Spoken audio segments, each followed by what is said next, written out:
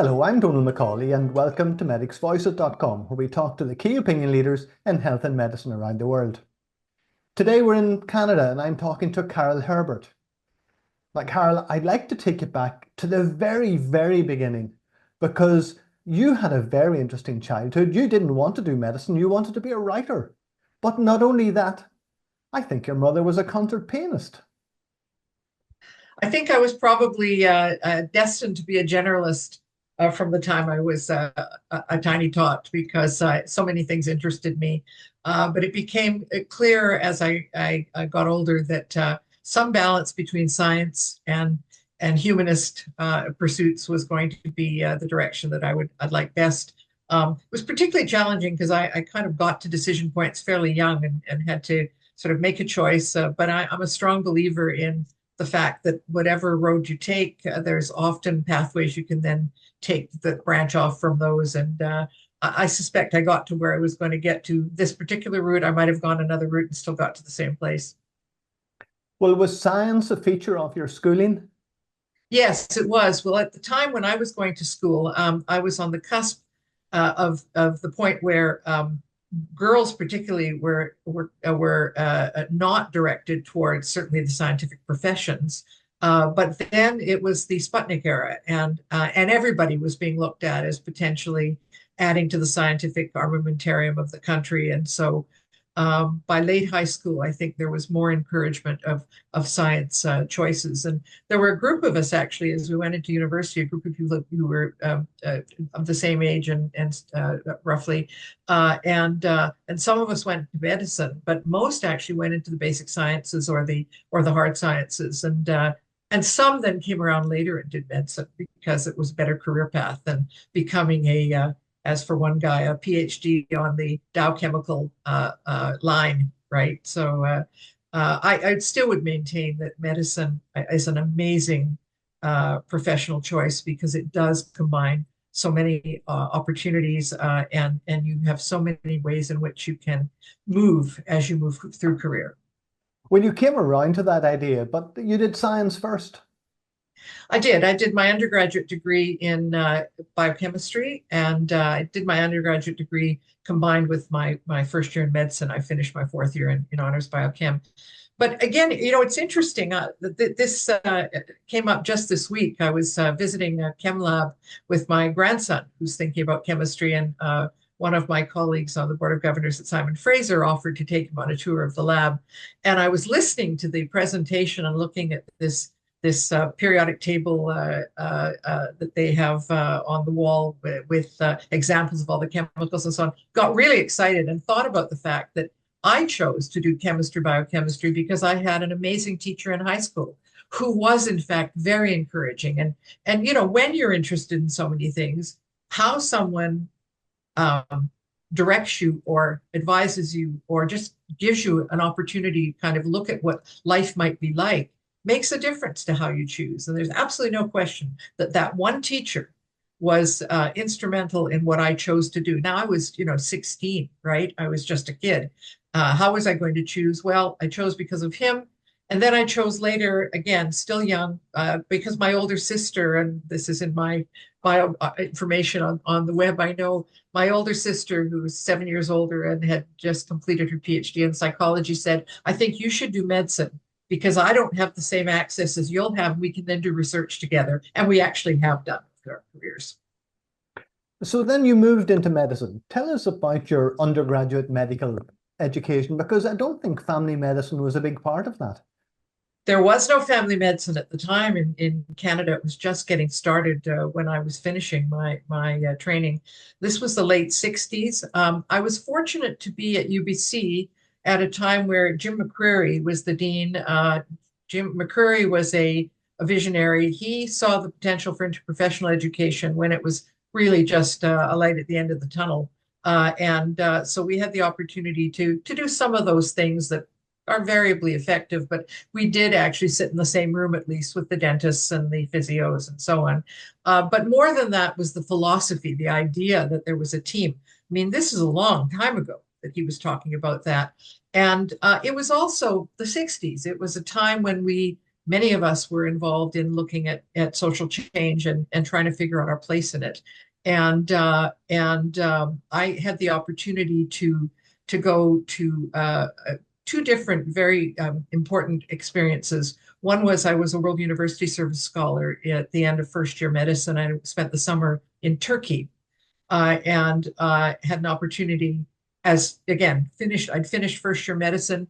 There were two of us who'd finished first year medicine. We were senior medical personnel in the group, but I had the opportunity to look at the healthcare system and to see things that I never would have seen, international health issues, see people with leprosy and tuberculosis and so on, which I hadn't seen in Canada.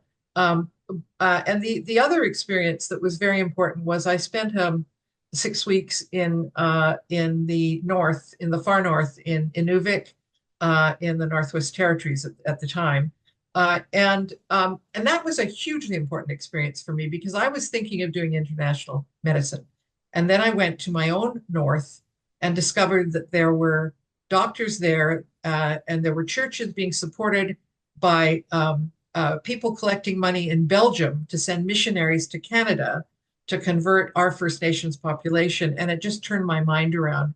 That coupled with the fact that I was emerging in my understanding of feminism, of second wave feminism. And so all of that had as much impact as the curriculum did in terms of the medical school. I had a really fine 2+2 standard of the day preparation for practice or for practice, in fact, because postgraduate training in those days was an internship if you were going into general practice. And I really had lots of different choices that were open to me. And again, being encouraged by child psychiatry mentor in particular, and I loved pediatrics and so on. But I realized I liked everything. But I was told very clearly in 1968, 69, very clearly, the expression was, well, you wouldn't want to be just a family doctor because you do so well in your courses and so on. What is particularly alarming to me is that 40 years later, my students were telling me they were still hearing the same thing. But I was able to tell my story and I think indicate clearly by my experience that it isn't true that actually choosing to be a generalist, choosing to do primary care is a very active choice. It's intellectually strenuous and tremendously challenging and great fun. And I still think it's a wonderful career choice in spite of all the difficulties that we have in terms of the organization of healthcare. Well, let's take you into your professional career now, and you worked at REACH. I guess tell us what the acronym means to begin with. So the acronym is a research and educational approach to community health. Initially, it was attack on community health. And again, that's a reflection of the time. It was started by someone who was very important in my career development, Roger Tonkin. Roger had been a behavioral pediatrician in training at McGill, had come back to BC, was kind of the golden boy of the then chair of pediatrics, started this program in the east side of Vancouver, where three of us, again, coming from this interprofessional kind of ethos, had started an information center a couple of years before. It was spearheaded by a social worker, Darlene Marzari, who was who became later a member of government. But Darlene was a social work student, and Hilton was a nursing student, and I was a medical student. And we would go and provide wayfinding for this community that was organizing itself, had become quite an active community, Grandview Woodland, and in developing community-based, what we would call community engaged strategies and some really active members in this working class immigrant neighborhood of Vancouver. So REACH got started. It was initially a doctor and then a few family doctors who provided volunteer services and turned whatever money they made over to the nascent organization. And then the chair of pediatrics provided some seed money to get started and wanted to bring a colleague of his from Winnipeg who was wanting to come and retire out, or at least prepare to retire out in Vancouver. And I was hired to be a locum to develop a practice for this guy who was going to come. And I was available because I had had my first child while I was an intern, and I was I'd begun a residency in pediatrics, and decided that I was going to take a buy, and I took the buy, and took this job at Reach temporarily, and stayed for many years, and then went out to the university full time. So it's an example of where, a door opens, you go through the door, and it's an opportunity, and being open to something you hadn't necessarily planned for. And again, I tell my colleagues, my students, anybody have an opportunity to tell that, you make a plan, man plans, God laughs. I mean, you make a plan and then you see what happens. And sometimes the right thing happens for different reasons. I'm very grateful for the fact that I had the opportunity to be at Reach during its early days, in particular, when we were doing things that were really cutting edge. We were hiring people to do health education. We were hiring public health nurses and training them to do things that we now would call nurse practitioner work. We were doing nutrition counseling. I had the opportunity to develop a dental clinic, which fast forward turned out to be a really interesting thing, because many years later I was the dean of dentistry and was able to say, well, actually, I know something about dentistry. I bought chairside equipment back in the day. How did we do all those things? Well, we were willing to take the risk to look for the information we needed. If we didn't have the expertise, we knew how to ask for the help. We knew how to look for consultants. And we did not have a hierarchy. We were very, very explicitly non-hierarchical, and we constantly questioned each other's work, and we were totally patient-centered. Now, that was 55 plus years ago. It sounds like current thought around the patient-centered medical home and the like, because it is. We were actually doing the right things then. We were doctors that were prepared to work for on a different payment arrangement because we believed in what we were doing. We worked with a community board. Again, this is a long time ago, but it came out of that early experience with, I think, the idea of team-based care as an undergraduate medical student, being a 60s kid, part of that generation, and I think being recognizing certainly that I was fundamentally a primary care person. That's where I wanted to be, was at the front line, and I wanted to look across the system. I wanted to be able to be a generalist. So these things all came together, but being open to it, not thinking that somehow, we have the illusion that we plan our career and then we kind of act it out. And when you map somebody's trajectory from their CV, it looks like it's all linear and going upward. It's not like that. It's a spiral, and they're blind alleys, and sometimes what looks like something that you didn't plan on turns out to be exactly the opportunity you wanted. Again, I've had those conversations with more than one student who've been in my office in tears when I was a dean, telling me that their life was over because they didn't get the residency they matched to, or the city they wanted to go to, and being able to say to them, you know what, there's other ways to get to where you're trying to go. Well, another opportunity opened up for you and you went to UBC, and you've talked about relationships, and that was always very important in your academic career. It was. I went to UBC full time. I mean, I started teaching as soon as I went to Reach. I was a clinical instructor when I was still wet behind the ears, and some of my early students have pointed that out. Actually, that I was pretty young, but we had a lot of fun. And we, again, back in the day, so in early 1970s, we were writing objectives. We actually demanded from UBC, as a group of docs in the community, we demanded that we have access to a consultant so we could write objectives, which nobody was doing at the time, but we thought was really important. We'd begun to read the educational literature, and I think that as time went on, my experience in practice, I loved what I was doing, but I felt like I could have more influence if I was working in a different stage, particularly in a more formal environment of education.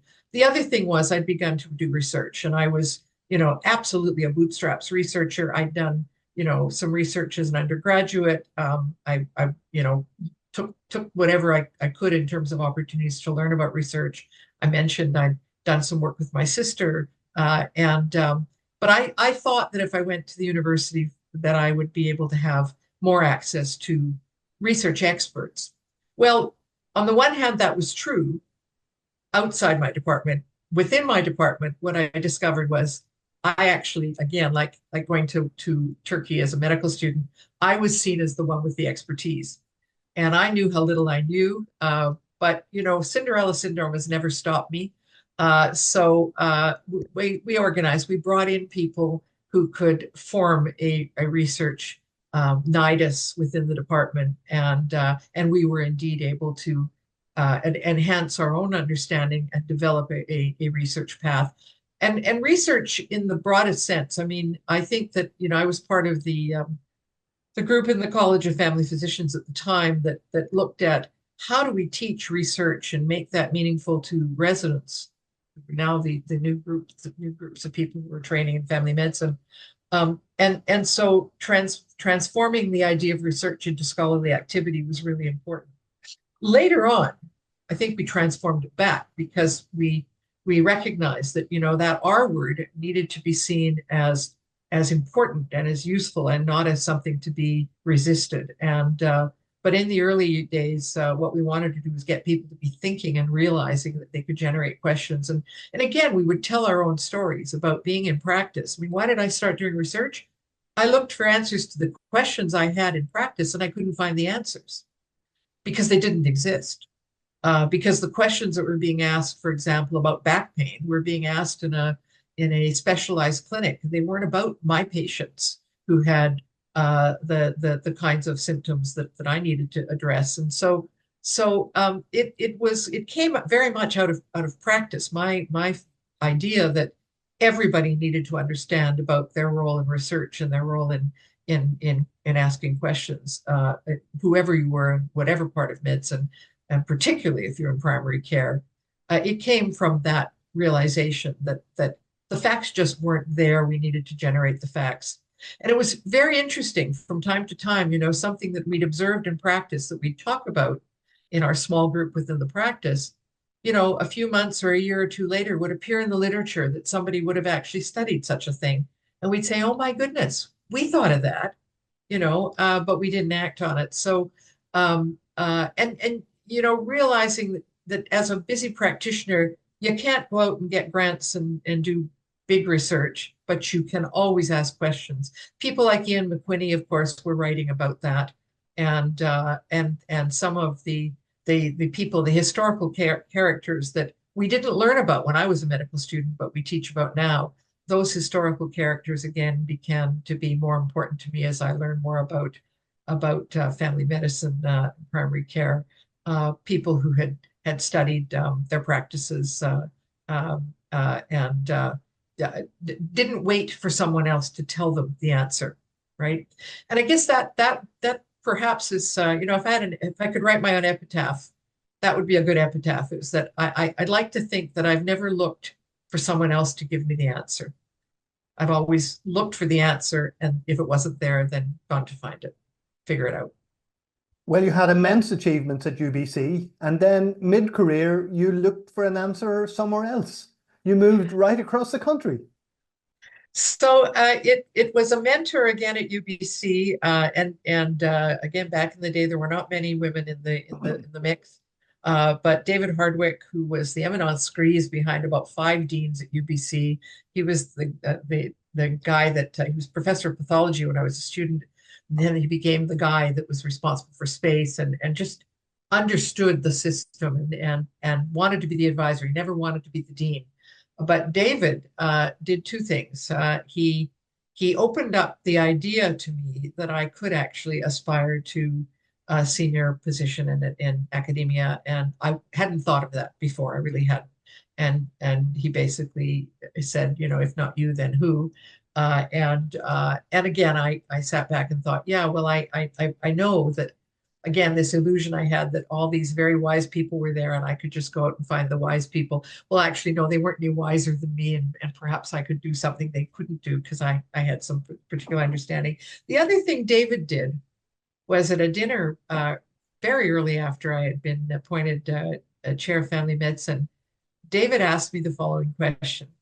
He was sitting beside me at the dean's dinner, and he said, so what's your vision of your department? Oh, I said, well, I have a 5-year vision. We're doing strategic planning and so on. Oh, he said, I don't mean the near term. What's your 20-year vision for the department?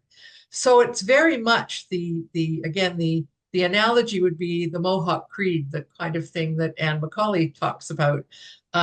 Thinking about what would you want to see when it's no longer you in charge? What are you building for the long run? And that was a very important question. It really started me in I think in thinking systems, which I have done and do, thinking about the larger construct and the way in which the small things we do can have impact, and that we're not obliged to. There's a Jewish saying that we're not obliged to finish the task, but we each have to take our. I'm paraphrasing, but we're obliged to take the steps we can take towards along the path towards the vision. So I think that getting this idea that you need to think big and not be constrained by resources, because if you've got the right idea, you can mold that idea and you'll find the resources. If you don't have the idea, it doesn't matter what resources you have, you're not going to get there. So, and I really am incredibly grateful to him for taking the time to spend a few minutes with a new leader and do the kinds of things he did. And again, I've paid that forward or tried to throughout my career. I still will meet with anybody that's interested in medicine or interested in career development. I always open up the door to see if maybe by having a conversation, I can help someone have that experience I had. That you don't know, just like in practice, you don't know how the conversation you had is going to impact directly. But what I do know is that having a conversation may have a tremendous impact on somebody. Don't know, which butterfly's wings are going to flap, but I'm open to doing that with people. What's been absolutely wonderful, Carol, is talking not about the different steps in your academic career, but the general philosophy and your overall view of where you've been and where we are at the moment. So let me ask you about the future. So my final question is building on that 7 generations philosophy. What would you like people to remember what you've achieved? Oh, that's a very hard question. I truly think that the major impact I've had is seen in my students and the people that have worked with me. I think that if I've been able to open up opportunities for people, and I did that as department chair and as dean, that's what you do as an administrator, ideally, is you make it possible for people to do their best work. I mean, there have been some amazing things done that I know I had a hand in doing. I don't appear in the story of that outcome, and that's okay. I know that I had that impact, and I'm very happy to say that. I guess the area where I probably have had the most direct impact would be around participatory research. I became involved with community engaged research again long before it was named, certainly in primary care. I was able to bring it to NAPCRAG and to my colleagues and talk about the work we were doing up in Haida Gwaii in the late 80s, early 90s. And it then took off, and people like Anne Macaulay and later Vivian Ramsden and others have really built that into a mainstay in primary care. I think that's really important. And I'm very glad to have done that work. That's probably the main contribution, I would say. There are lots of projects and things, but they all come down to sharing power, working with the team, and being open to asking questions and finding innovative solutions to solving problems. So, Carol, before we go, let me ask you a question that's on lots of our lips. What's the future of family medicine in Canada? Well, I would like to think that it's a rich future, assuming that we take the opportunity to deal with some of the really huge issues in health human resources within our country. We have 20% of our population that do not have access to a family doctor or indeed to any primary care provider. That's unconscionable. If that is where we sit, then we have to change the way that we're doing things because we're not delivering the care that people need. We know people need a primary care provider. I would like to see family medicine and the college actually leading the charge to developing a team-based approach which recognizes that you can have multiple points of access, that you work in partnership, and that at the end of the day, you're serving a patient, their family, the community, and not to be protecting our turf. I think that as the disciplines evolve, that's the challenge. Interprofessional education now is no longer the issue. It's actually truly interprofessional practice. We can't deliver the care if we don't do that. Carol, it's been absolutely wonderful talking to you. Thank you very much for sharing so much of your life, your philosophy, and what the future holds. Thank you very much indeed. Thank you.